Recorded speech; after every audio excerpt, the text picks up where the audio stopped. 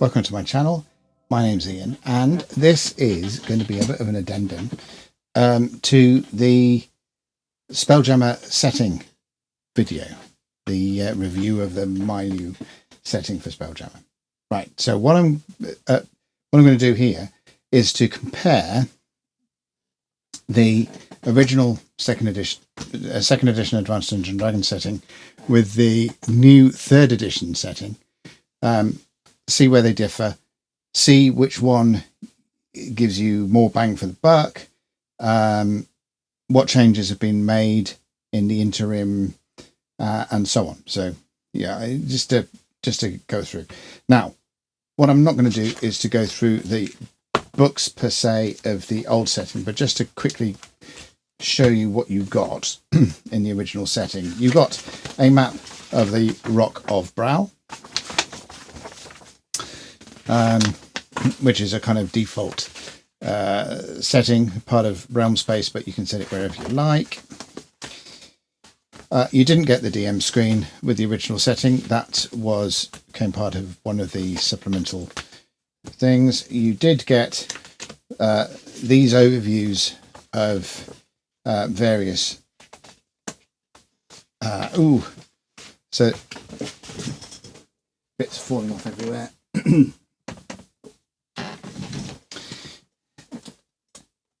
This, by the way, is all the bits filled in for my own setting from my own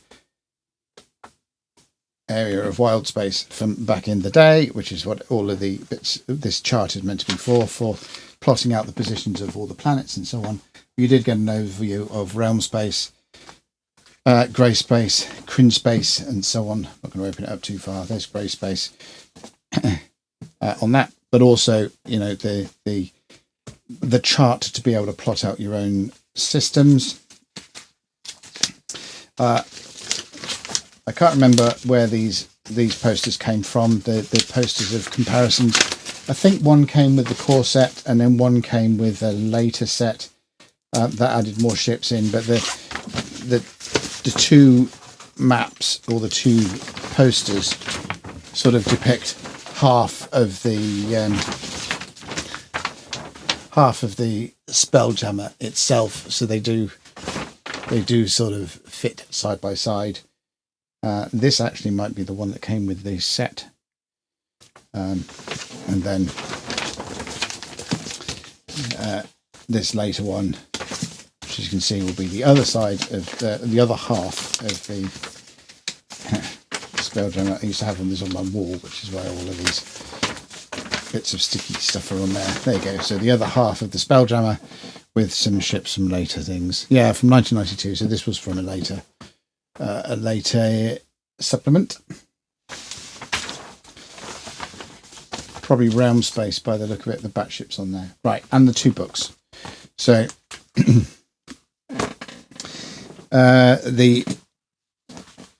the two books. So this one was basically, you got the rules. Here you go. So the about a bit about campaigning in space, descriptions of spelljamming ships, characters, the basic races. You got human, elven, dwarf, lizard folk, lizard men back in the day, gnomes, halfling, goblin races, and so on. And then some new monsters, which include the Arcane, which in I think from third edition on, we're called Mercane, Dracons, Beholders, Radiant Dragons, and so on. And Neogi, the first appearance of the Neogi. Brief descriptions of crin space, grey space, and realm space, and then some forms to fill in for to record your ship. That was one of the books. The other one is the Concordance of Space. Here we go. Here's the table of contents for this.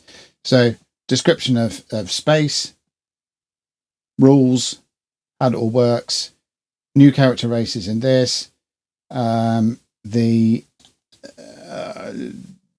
more about the ships as well. What the description of the statistics and the basic sort of stats. combat between ships, including long-range combat, and ships having a go at each other.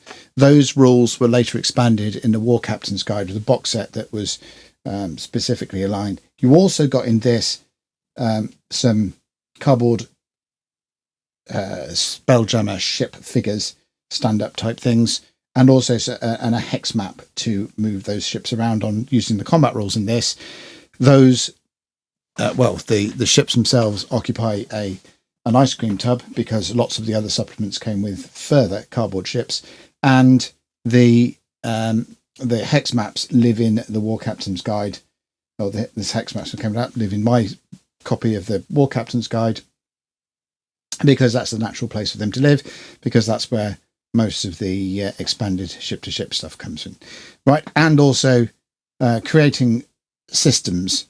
So you've got creating planets, different types of planets, and putting systems together and managing all of those. Right. So that's sort of how this is all put together. You can get this set on DriveThruRPG as a print on demand, if you so wish, which looks like this. Okay, so it's a single book. Both of the books are in there, so the Law Book of the Void and the Concordance of Arcane Space.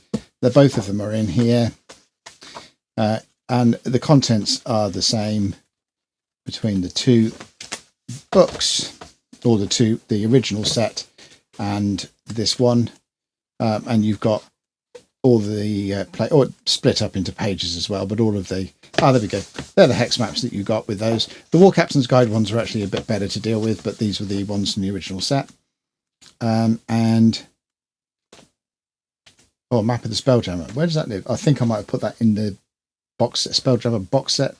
I have a tendency to put things in the things where they logically belong if they come from a later set. Anyway, but whatever. Planetary display map. These are a little bit unusable in this format, so if you get the PDF in the same time, then you can reassemble these in something like Photoshop and use them separately. These are the counters that you saw sort of blue tacked onto those, and these are the stand-up ship figures that you've got to deal with combat on the Spelljammer side of things. Right. The ones in later sets were a bit prettier. But anyway, you also got these. These were on cards in the original set, and like most of the stuff to do with ship combat, these all of the cards from all of the sets and bits and pieces that got through now live in my War Captain's Guide box set. So, and yes, there are copies of those because this is a lift from the set, and you did get multiple copies of the ship cards from each stuff. Right. Okay. So forms for filling your own things in, and these are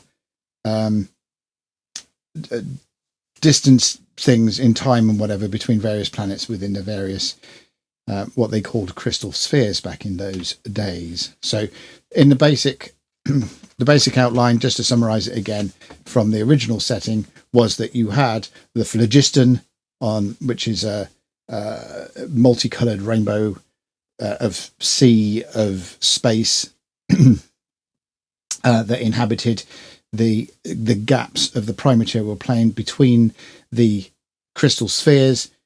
The actual star systems, if you like, inhabit crystal spheres. The space inside the crystal spheres, wild space. Each of the systems, grey space, Quinn space, and everything else was a crystal sphere. In order to travel between things, you had to find some way of leaving the crystal sphere into the phlogiston, navigating the phlogiston, getting to the crystal sphere that you want to go to, finding a way into that crystal sphere, then navigating wild space to get to whatever planet in the system that you want to go to. So that was the basic kind of concept of Spelljammer in these days.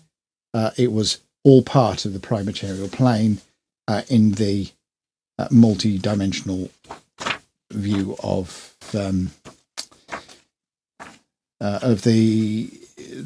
multiversal construct of the Dungeons and Dragons default world. Right. So I'm going to be kind of using this as a bit of a reference because it's easier to deal with than my old set. So let's go and crack out and see what you get with the new setting. Right. So with the new setting, when it comes all shrink wrapped and stuff, you get that and part of the advertising blurb. So that's kind of neither here nor there.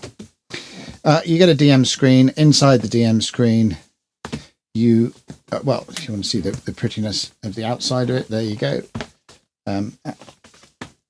Whales and various ships and what have you, all very kind of pretty.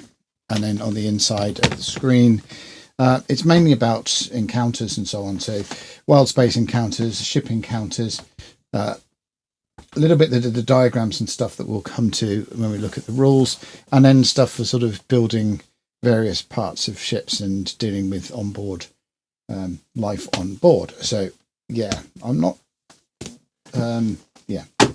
it's useful in the context of what the way that they're showing the campaign setting in 3rd edition, but we'll come to my own thoughts of it. That's an adventure, we'll come to that in a second. That's a monster book, we'll come to that in a second. So this in effect is the version of the original 2 books from the Spelljammer campaign setting, right? And don't worry too much about the difference in thickness between the two at this juncture, because obviously this is a print on demand stuff, and I don't particularly go for massive amounts of quality paper to make them thin. However, for a campaign book, you are looking at the map aside, you're looking at 64 pages. Now, so this book is 64 pages long. The original set, the original setting in its 2 books.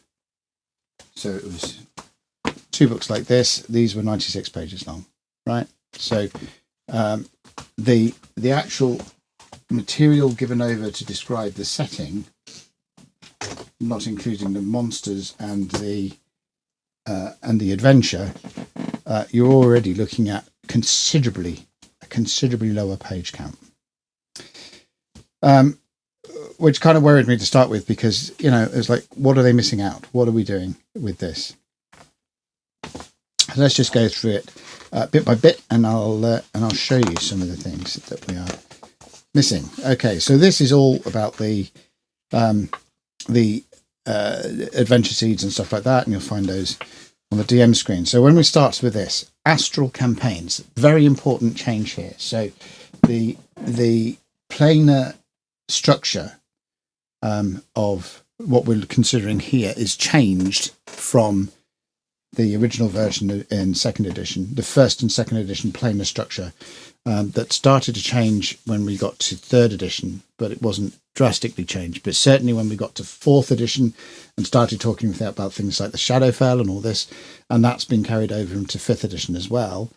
The way that the planescape has been the way that Spelljammer has been structured now is you're not going around on the prime material plane. What you are doing is traveling between what you could potentially call prime material planes, and by doing that, you are traveling through the astral plane. So instead of the phlogiston, as it was in the original version of Spelljammer, you are using your Spelljammer vessels as a way of navigating the astral plane.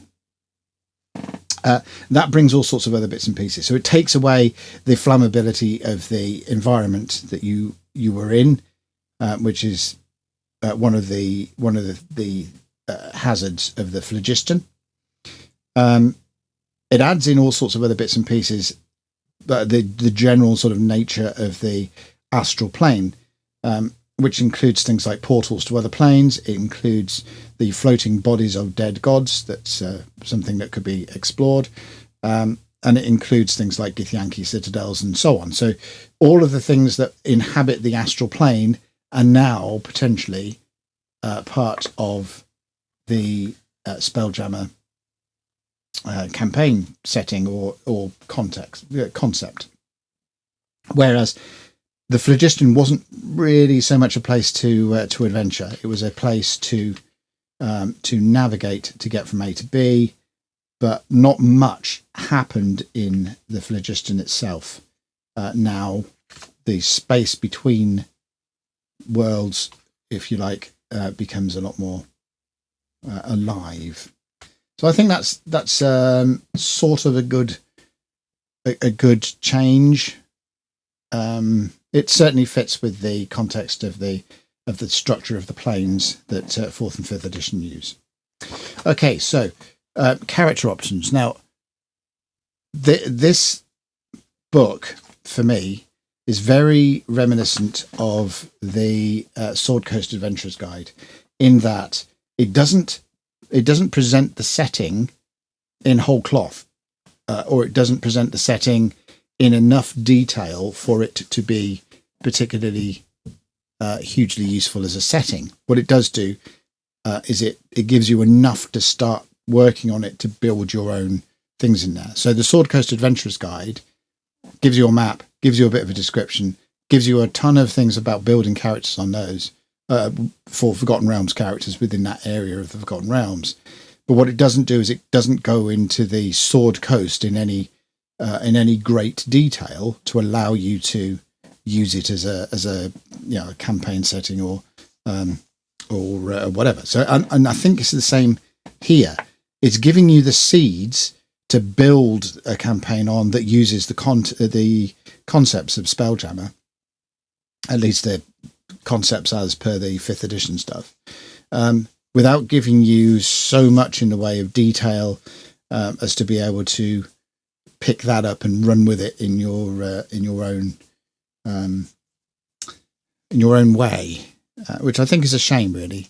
I think if we of the books that we've got, I think that the monster manual would have been really good. That is pretty much a typical Wizards of the Coast Railroad. I think if we'd had that book, forgot that book, doubled the page count of this book, and actually gave more details about Spelljammer as a setting, and some of the bits that I will show you are missing from this as opposed to the original setting, then I think we would have been on to a winner. But I think there's certain bits and pieces that are critical to the setting that are missing. Right, so in here we have got some character options which include backgrounds, which I think you would expect. It also gives you race abilities for Astral Elves, Autognomes, GIF, Hadazee, which were originally in Star Frontiers, then got introduced into Spelljammer later on. They weren't in the core set, but they were introduced later on. Or were they in the core set? Were they introduced as a monster in the core set and then added as a player character race later? So I'm just sort of rambling. Can't actually remember where everything used to be.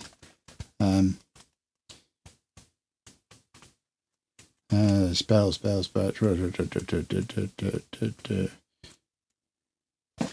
Neogi, Quadrant, Kandori, GIF.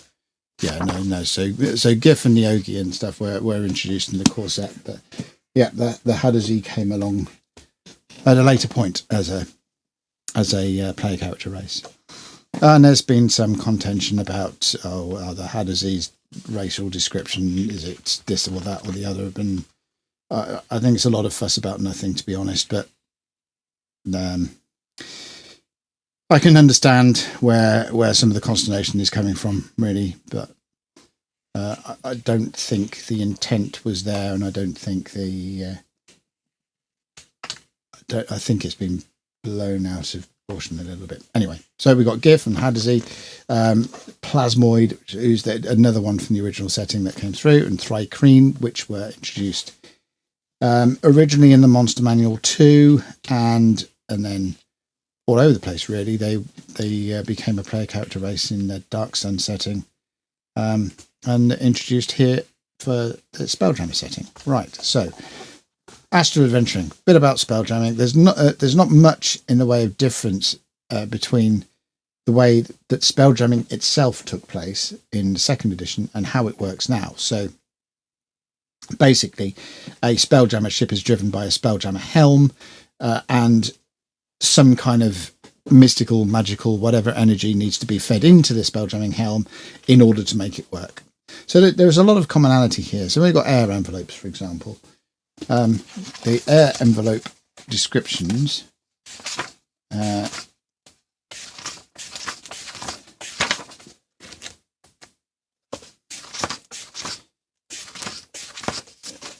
When we get to the diagram, so that's the diagram from the original one. There's the diagram for the new one. All right. So the description of the gravity plane and how the air envelope works is very, very, very similar to the way that it used to work. Right. And one thing I haven't actually done that I really ought to have done is how does it all match up? But we've got things like, fresh air, comparative breathable, everything's also like fresh air, comparative breathable, the air around individual body, so on. It's almost word for word in some of the places. So foul air, stale and partially depleted. Foul air, stale and partially depleted. I mean, this is certain elements of it are pretty much not unchanged. So deadly air is completely depleted and filled with carbon dioxide. Deadly air is unbreathable. Okay, so something like that. Then it goes into what happens if you've got things going on, overlapping gravity. There's should be a bit about overlapping. Go on anyway. So where do they get to? How much? Yeah, overlapping gravity planes and so on. So it's a lot of it is very similar.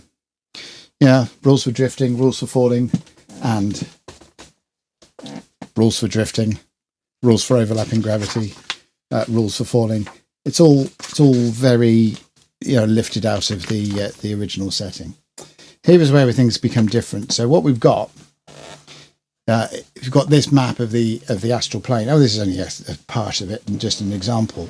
So what we've got here, we've got realm space, which is the only of the original ones that is named in this particular thing. Well, no, it's not named. It does mention grey space and crin space, but it's the only one that's actually focused on. Then you've got astral dominions, which are demi-planes floating around in the astral plane.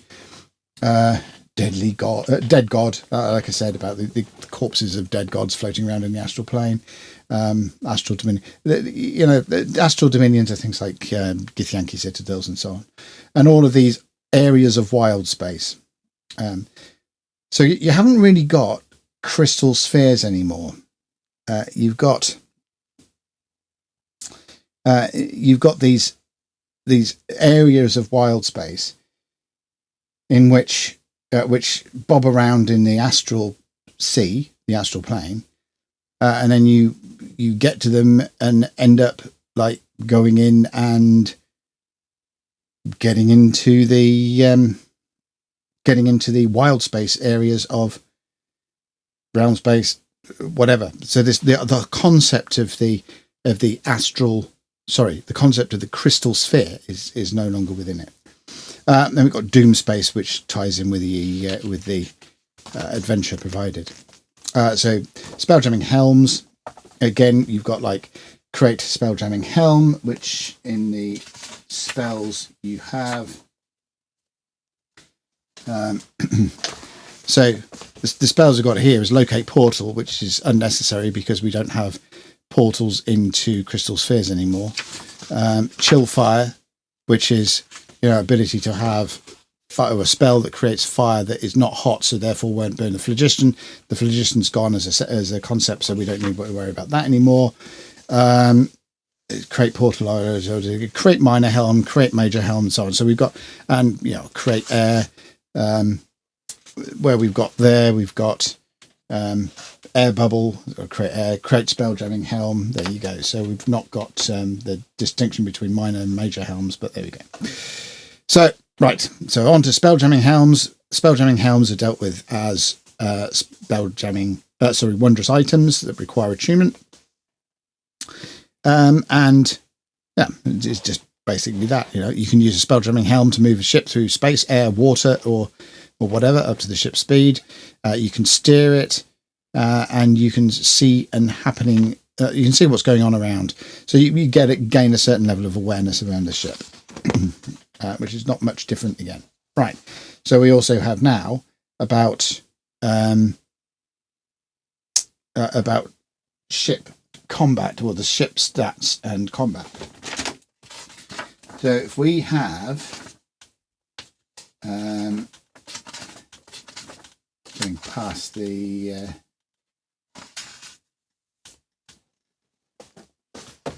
these are alternative helms, but there's the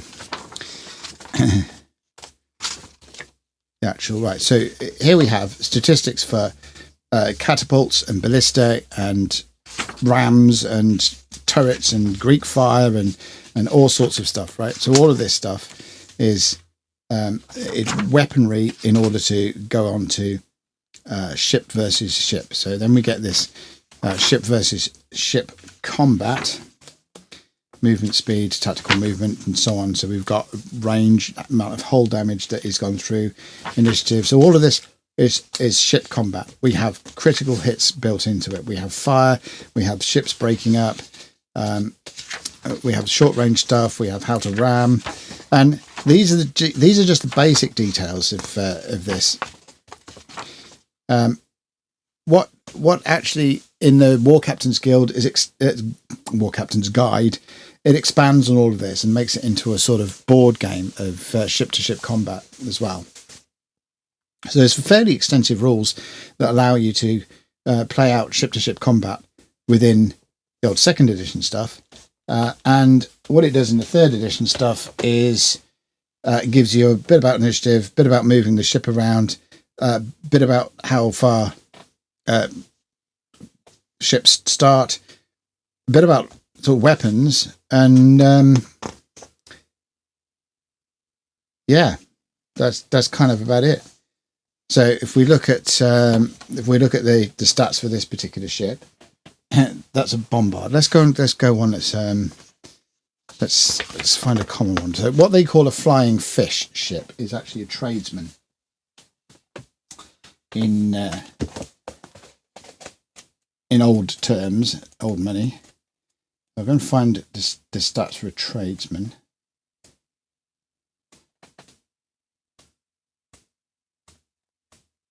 Come on, somewhere.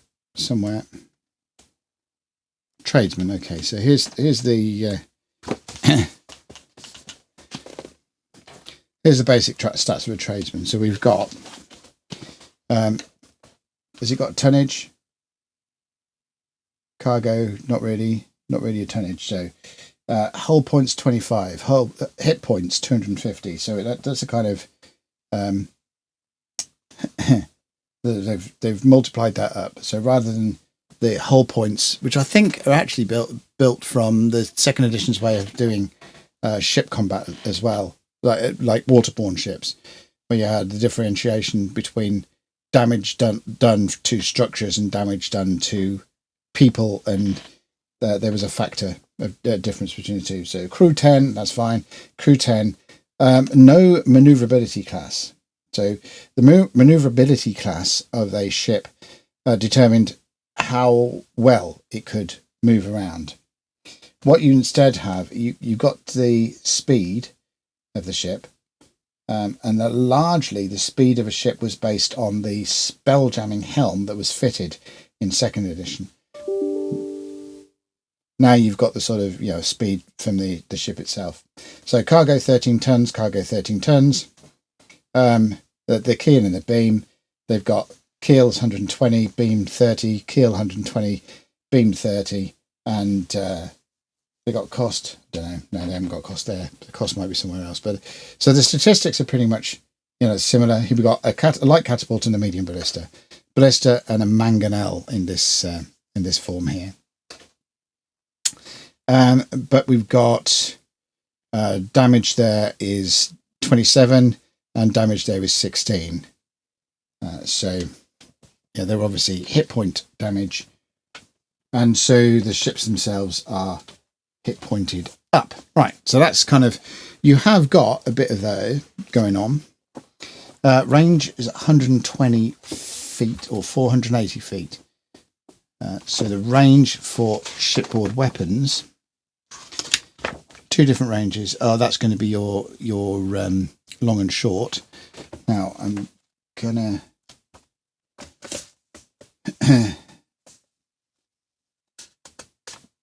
have a look at the ballistas. So not that. Right. So we've got so ranges on these. So range of a ballista here, 120 feet. Range of a ballista, light ballista, 3,000 yards. Medium ballista, 2,000 yards. Heavy ballista, 1,000 yards. Right, and they have got it split up. So a light ballista is going to do 2d6 hit points or no hull damage. Medium ballista is going to do 3d6 hit points or 1d3 damage. What have they got to damage here is 16, so 3d10. So heavy ballistas, 3d10 hit points or 3d2 hull points. So here they've got the ballista. I think they're just assuming that's a heavy ballista. The damage hasn't really changed, 3d10 to 3d10. Okay, crew of 4, or they've got a crew of 3. And they've also got the structural point, the hit points and so on for the ballista itself. Right. So they've got the things there. The ranges are completely different. Probably down by a factor of a factor of 300. No, 30.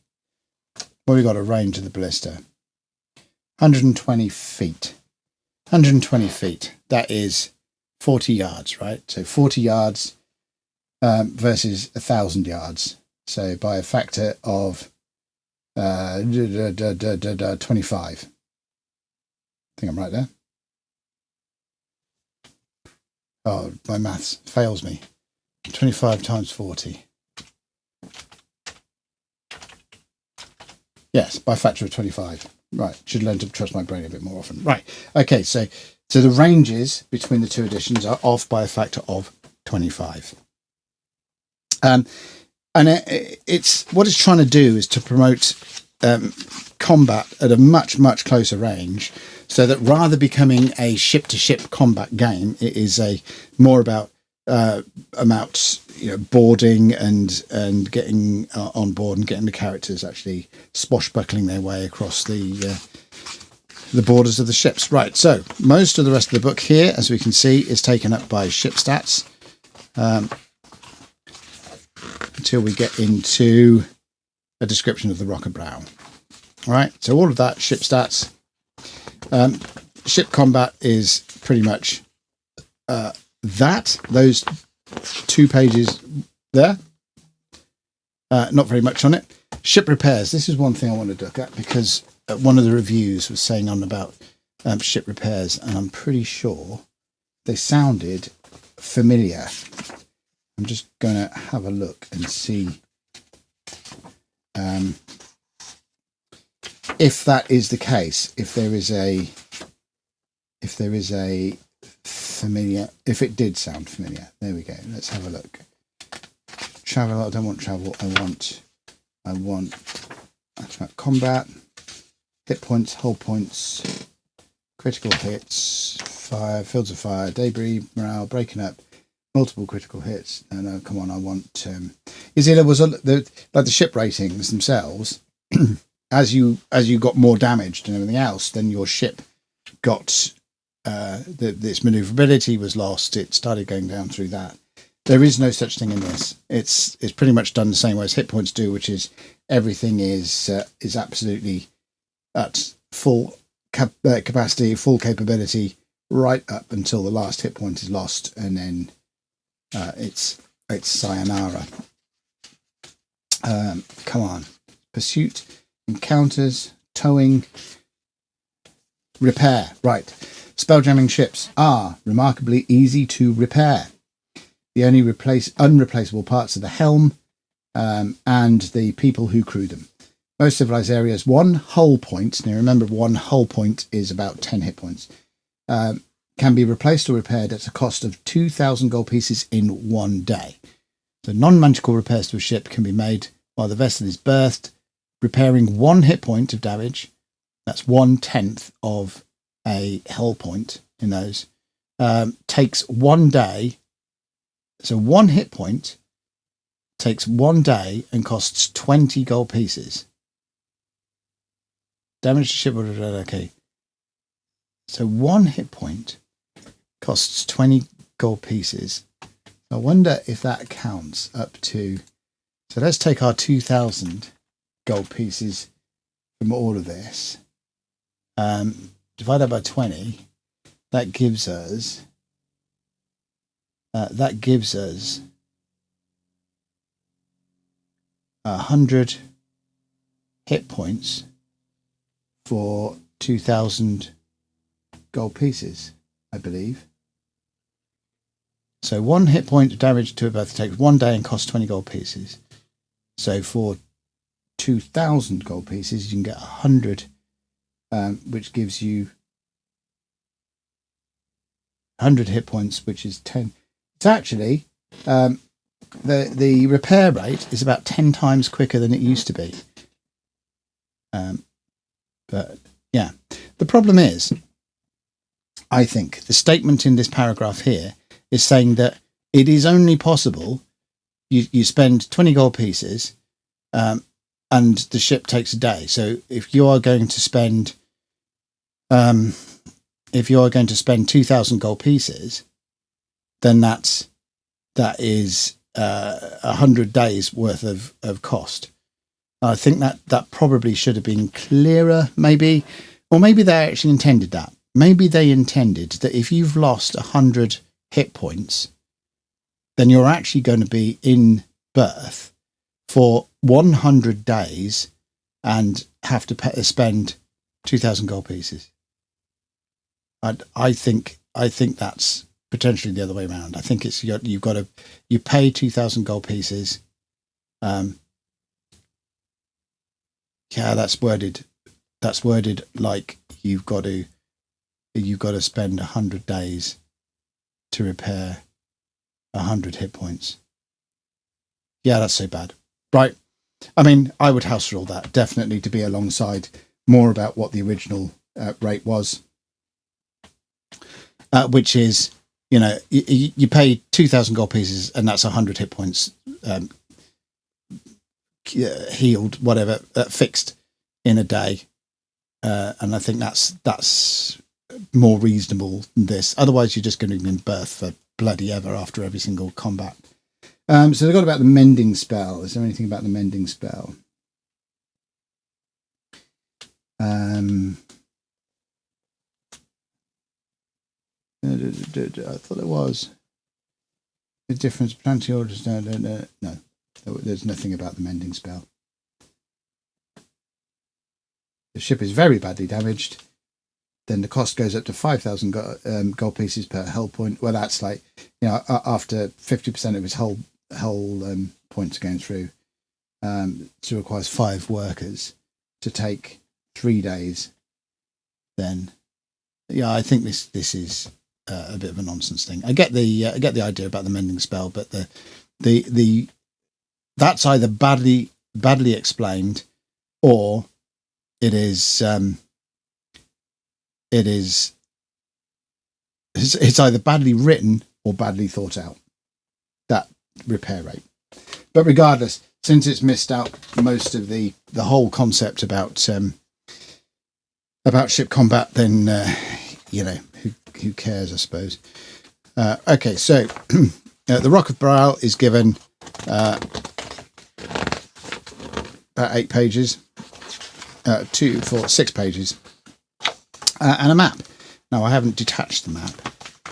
I don't know to what extent the Rock of Bral is similar to... Oh, it is pretty similar. So the Rock of Bral is pretty similar to its original status. You've got the whole big town here and then a bunch of other stuff at the top. It doesn't appear to have this sort of side-on view. So the original Rock of Brow map.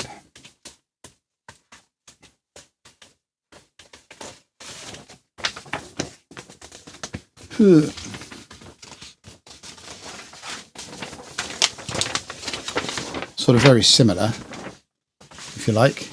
You know, we've got the castle bits up there, and even the rivers and the things are in the same place.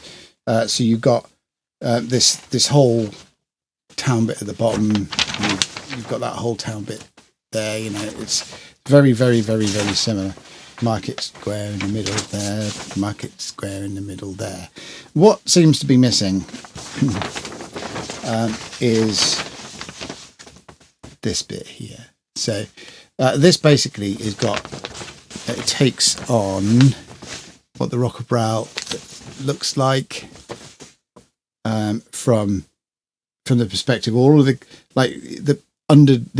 the Rock of Brow itself has its own Underdark, and then there's all sorts of other bits and pieces that are underneath, because of course the gravity plane, the way that the gravity plane works means that you can stand on top of the deck and you also stand under the bottom of a ship. So the gravity plane is, everything is down towards the gravity plane. So if you're standing up here, gravity is in that direction. Standing up here, gravity is in that direction. So the Rock of Brow is kind of like in two halves, and that sort of explains it. And that diagram appears to be ignored from the, and that is it. Oh no, that's the underside. Oh good. So there is an underside. They have mapped out the underside of the Rock of Brow, so that's good. There's no side view, but it is something that was considered. Cool. Okay, so there's not much difference in the Rock of Brow, and I think the descriptions itself, you know, you've got the naval base, you've got the underside of it. I think there's a bit of a missing from the description of the Underdark sections of the Rock of Brow as it is, which is a bit of a shame. It makes the Rock of Brow an adventure site as well as a port to go to, but yeah, okay. The Rock of Brow is pretty much as it is. Of the ships, you've got a selection of ships that were in the original set, and some that have been added in, but I don't think there's any brand new ships, not that I could remember going through it. Obviously the Flying Fish is actually the Tradesman, Hammerhead, Lamprey. Right, living ships I think are a new addition. Nautiloids obviously not. Night Spiders no. Scorpions no. Shrike ships no. Space Galleons no. Squid ships no. Star Moth. Now the Star Moth was called something different, but it certainly was in the originals. So Star Moth is a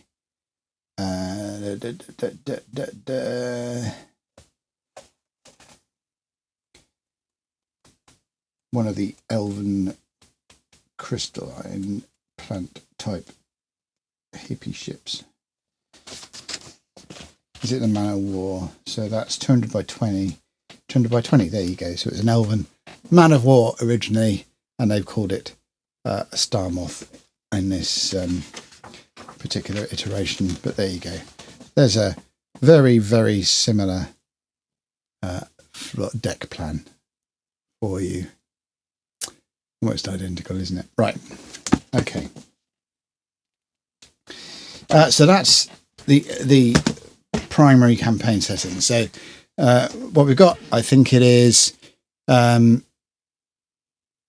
there's a good chunk in there that is given over to ship statistics. I don't feel the ship statistics needed these 2 pages each.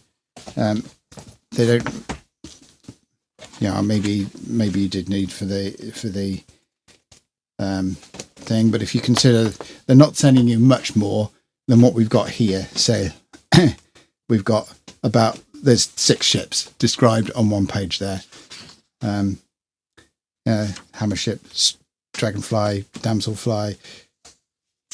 So I don't necessarily think that giving over, computer's making all sorts of weird noises, that giving over that much space for the ships was necessary.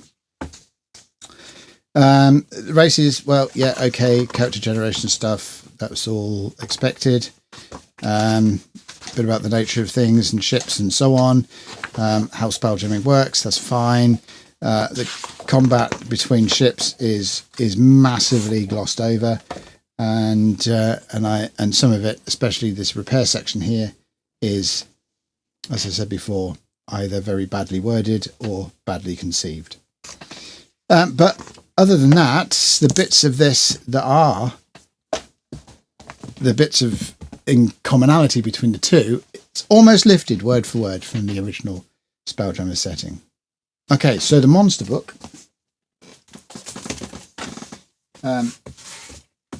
is a monster book.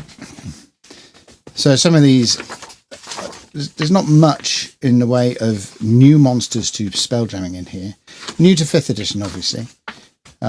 So, yeah, Artux, the Astral Elf stuff, so you've got some stats on Astral Elf for encounters. Autognomes again. Braxat, I can't remember Braxat at the top of my head, but the concept isn't that unfamiliar. Brogues, Twingers, I think I knew. So I'm trying to dredge up the darkest corners of my mind. Doar aren't new. Cosmic Horrors were called something else, but it's a Cthulhian type thing. Aesthetics aren't there. Fears were originally in the Forgotten Realms, but now they've come over into this. GIF for various descriptions. Githyanki kind of makes sense because now it's in the astral plane. The Githyanki are part of the astral plane. Hadazi, I'll give you some stats for Hadazi. Kindori over there. Jamalich's, well, the concept is around. Lunar Dragons, and I think you've got Radiance as well. Mercane used to be the Arcane, but now they're Mercane. Megapedes there. Nethalga's there. Neogi, Plasmoids. Cylon, can't quite remember. Rygar was certainly there.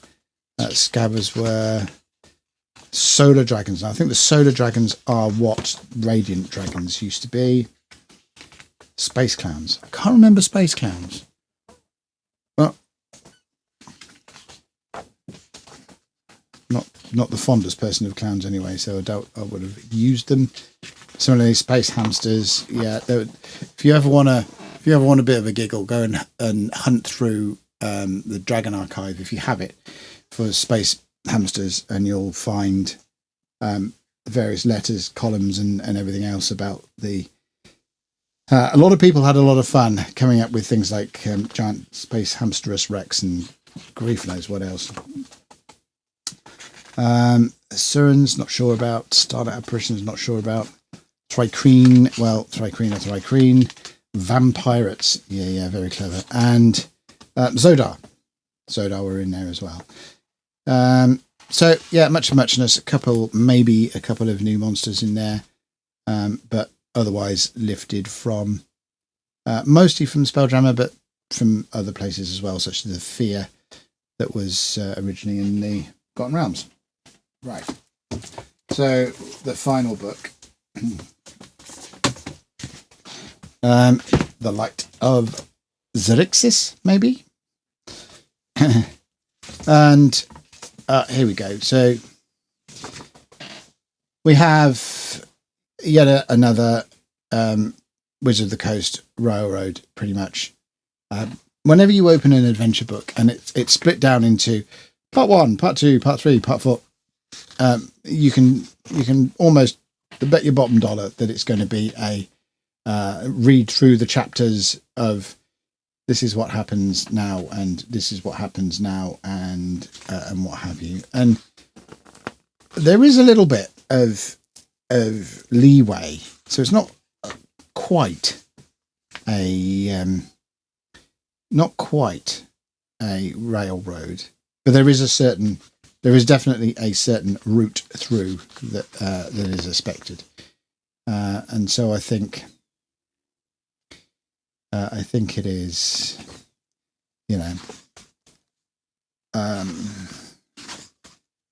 not hugely useful.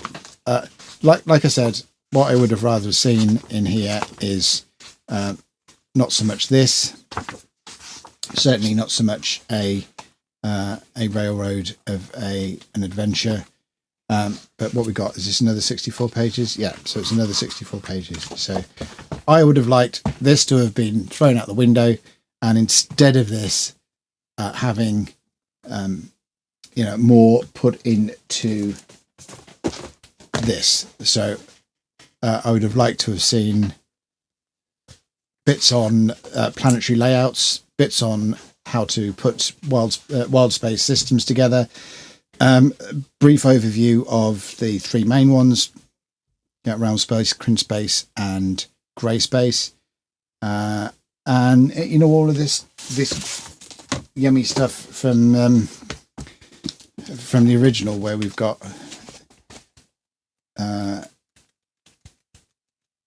come on, where's the forms? Yeah, all of this stuff, which is all about building your own system, descriptions of each of the systems, and all the planets within those systems. All of this is just planetary. That's where we're into the combat section now. I'm just trying to find the form that it shows you that you fill in when you're generating your own star systems. Let's see, crew. Come on, where is it? Can't be this far in. Must have skipped over it because now we're into ship stats and things. Where you have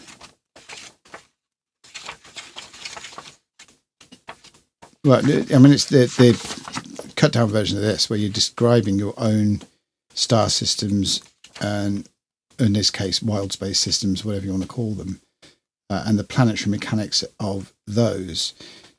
So the two huge bits that are missing, as far as I'm concerned, there we go. So you've got none of this. So it goes on about, you got these wild space things, and I think there is some description of, so you've got these kind of maps here, which is the equivalent of this, and you've not really got much in the way of a description about what's going on, so you do have to make a lot of it up. There's Doom Space again, so you've got I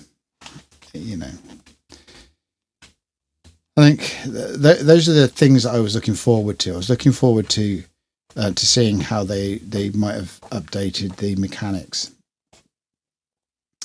of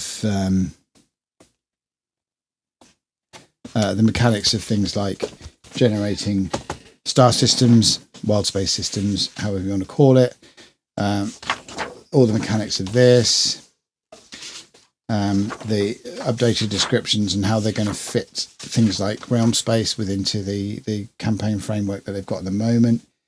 Were they going to update this, or were they going to particularly change much, or what? But all of that's missing. Ship to ship combat is missing.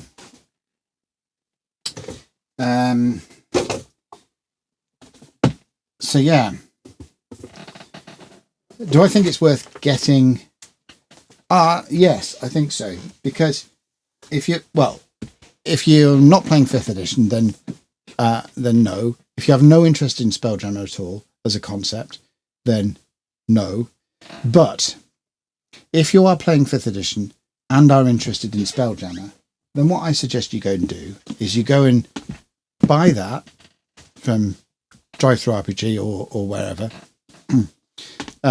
print on demand or PDF, whatever.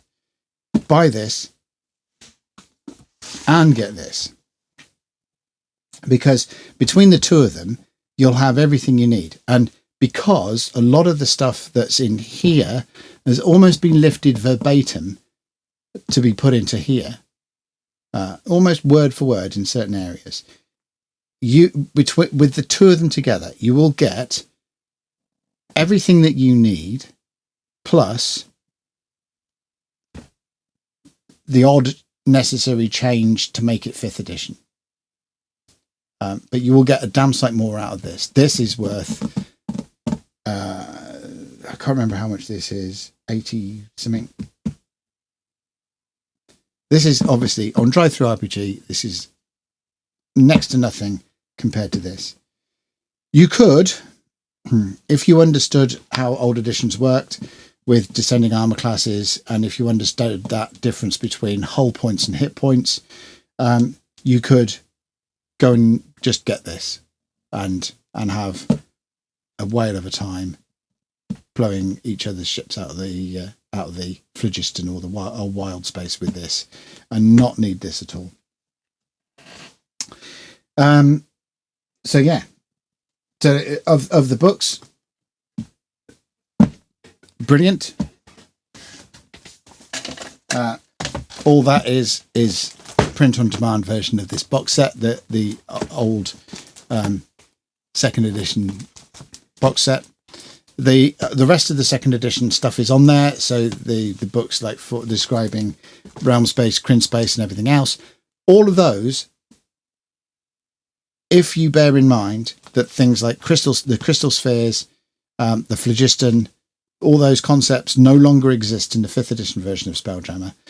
So if you're going to buy those old supplements, then just bear that in mind, because the terminology between the two is going to be different. When it's starting talking about the Astral Sea and everything else like that, you're either going to have to take the 5th edition version of it and say, yes, it's all in the astral plane, and ignore exploding things in the phlogiston, or there is that difference between the two. So the concept of this is you're using the astral plane and your spelljammer ships. Spelljamming is another method of traveling through the astral plane. Here, spelljamming is a method of traveling between worlds on the prime material plane, and gives you a structure of the prime material plane. So there's that difference going through it. But I think ship-to-ship combat with this is easily made compatible with the 5th edition rules. There's not much in the way of the difference. But if you got this book, throw out the ranges for catapults and mangonels and everything else, and use the ones from here, and use the hex-based movements and ship classifications and everything else from the original Spelljammer, and the way that that repairing is described, and the way that critical hits for ships and everything else is described. Use it from here. Use 5th edition mechanics to do the resolutions, but use this to describe what happens. Then I think you're in for a fun time. If you're playing any other edition, then just get this stuff and ignore this completely. So from the actual set itself, okay, I guess it's not a patch on what the 2nd edition stuff was. If they were going to do it, if you're going to bring back a Wizard of the Coast, direct thing to you. If you're going to bring back an original campaign setting, one of the old campaign settings or whatever, into the glossy world of 5th edition, and start putting the world's greatest role-playing game and all this trappings that you have for 5th edition, if you're going to do that, then you've got to make sure that what you're publishing is better than the oldie days of TSR. This isn't. So in that context, for me, you failed. Much as I like some of the things that are in here, I don't think it is a scratch on the original setting. You've not come close to it. Right. So that's from that, effectively the Sword Coast Adventurer's Guide for space, whatever. That's okay. Who doesn't need more monsters? And yeah, okay, 5th edition stats for a bunch of monsters. That's rubbish. That is pretty, but not very useful. in the long short of things, it's just effectively deals with encounters more than mechanics. I'll give you an example. Sorry, just in closing. So this is the old. I mean, okay, the quality of it is a lot better. It's like all hard stop, really kind of robust, whereas the original screen is very floppy. But on the original screen, look at that. You got the saving throws stuff. You got item saving throws. Item saving throws were really important in the original Spelljammer stuff because, you know, you got a flaming bolt hit your ship. You had to start making a saving throw, using the wood saving throw quite a lot. Statistics for weapons, the critical hit tables for ships, the item saving throw stuff, weather in atmospheres, classifications of ship statistics summaries, classifications of planets, what they mean, effective stuff in the phlogiston, which was really important because remember the phlogiston was flammable. So if you went in there with a lantern up, there we go, lantern lit, 3-die fireball, 1 foot across. That's going to hurt. Remember to take your switch your lamps off before you douse your lamps before you enter the phlogiston, and so on. Right. So this is all game stat stuff that's useful all the time. This is encounter stuff that is useful some of the time, and I would argue some of the time, but mostly away from the playing table. You know, if you're coming to the table and you haven't got an idea about what your encounters are going to do, you generate your encounters as a DM. So generate your encounters before you get to the table. Even if those encounters never get used, it means you've got an archive of them to be able to pluck out of thin air or whatever to use at a later date.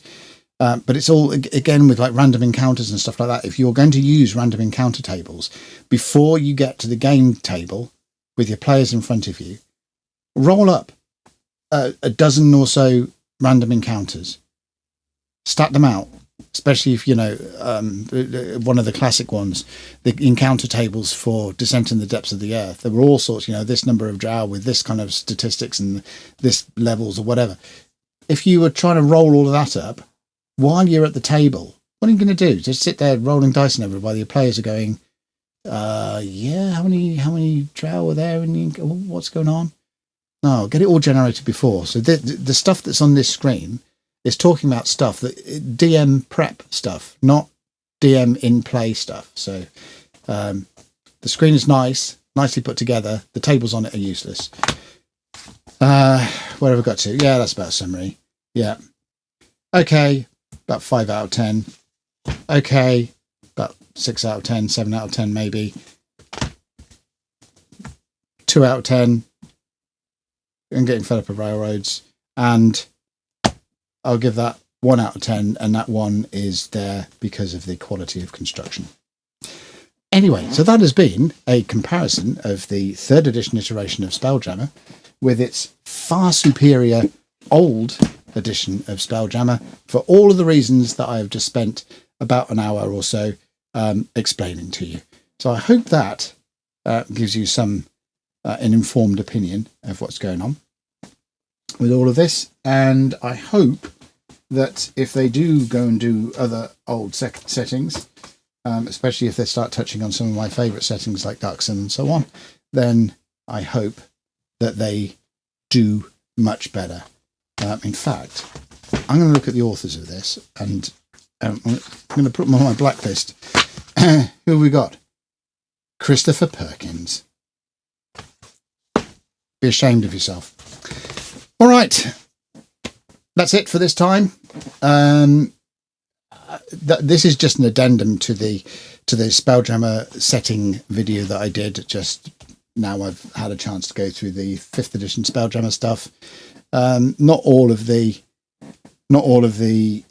Milieu setting type videos will have this kind of addendum because not all of them will have such drastic changes in edition and so on as we go. So, you know, I'm hoping to do with them is enthuse you to the settings as a whole, and I hope I have enthused you to the spelljamming setting, because it is different. It is fun. It's a lot of fun. And I think, for a company like with the talent available to it, that Wizards of the Coast have, and their the direction they're taking 5th edition, I think this is not what I was expecting. I was quite disappointed, in fact. Anyway, that's enough of that. Before I make myself all tear up and go, wah! But I'm not that sort of person. Until next time, take care of yourselves, and I will see you in the next video, whichever that happens to be. Take care.